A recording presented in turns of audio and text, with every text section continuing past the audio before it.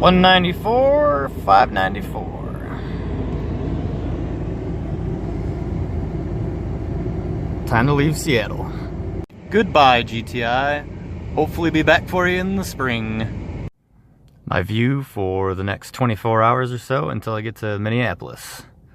First fuel stop up in Snoqualmie Pass, North Bend. Now I can explain. I've got I got a slight leak on my coolant. It's at the lower radiator hose fitting. It's like a top off the reservoir every 4,000 miles kind of leak. So I'm gonna go ahead and get some fuel and top off my coolant reservoir and get back on the road. Just hit Spokane, and I'm gonna try to get maybe another 6 hours or so of driving in tonight. Well, looks like I was wrong. Great. All right, so not 3 hours into my trip and I've sprung a radiator leak, but got some pepper.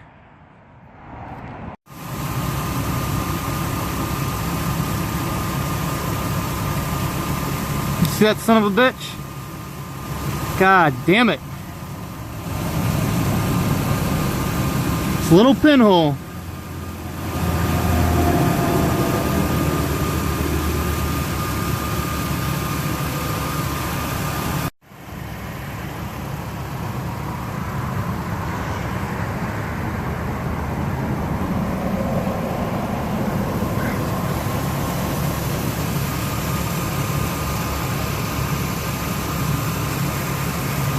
Well, I might have done it. So I'm gonna call this a victory because it didn't make it to the drain.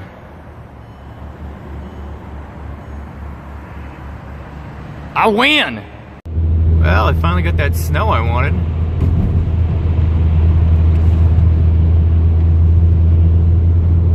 Coming down pretty good, actually. Thanks, Montana. Except I can't see shit.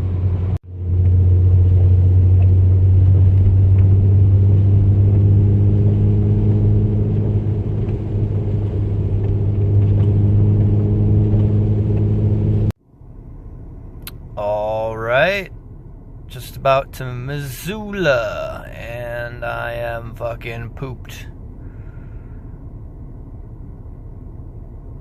Calling it a night. Gonna try to get a couple hours of rest and make the rest of the drive tomorrow. Oh, good.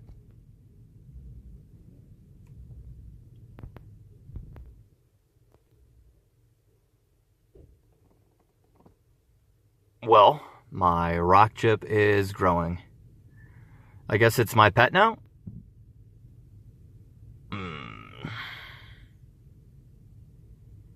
Hope this doesn't turn into Charlotte's Web. Got my boats a little snowy. As you can see, there is no pool of coolant this time, so the pepper is working. Whoa! So these cocksuckers are rolling too deep, and they're going about 30 miles an hour and will not fucking let me through. It's really starting to fucking piss me off. I cannot go this slow. Come on! You're not even plowing! Oh look, what's that? What's out there? Oh, nothing!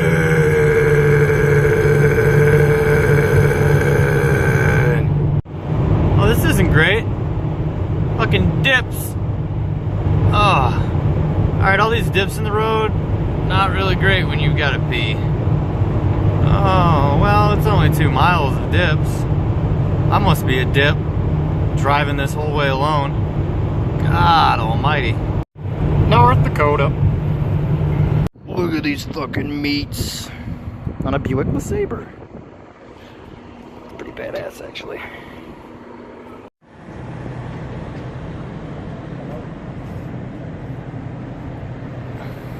Alright, for the record, this part of North Dakota is okay. It's okay. It's not great, it's not horrible, but it's borderline redeeming. Of course, I'll be through this in no time and hating my life once again.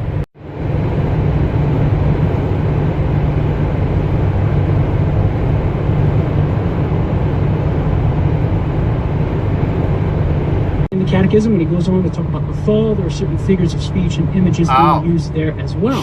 So from a Catholic perspective, there's no problem that arises between an understanding of the creation story and the narrative that modern science gives us about the age I reckon of the this universe. must be God's country. Fundamentally, because this is all I can get on the radio. Possibly, you know. I want to talk about the frozen blood explosions from splattered deer that I'm constantly seeing, and how nervous that makes me, given that I've been driving for over 12 hours now, and I don't really have any reaction time. If a deer runs out in front of me, well, goddamn, we're going to get some good dash cam footage of that thing getting clobbered. And then I'm going to have a really bad time. So, hopefully that doesn't happen, but you do get a certain sense of foreboding looking at those frozen sprays of blood on the road.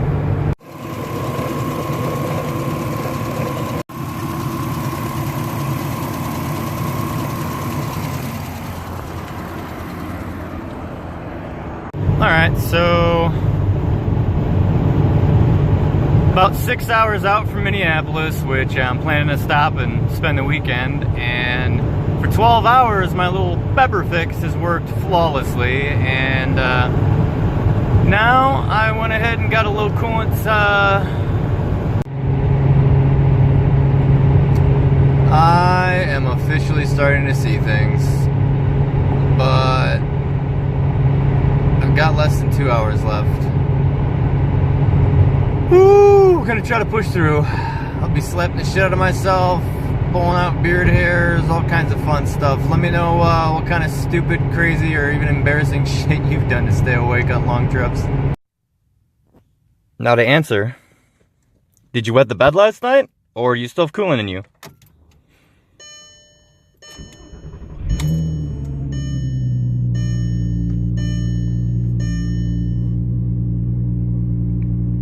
Seems good.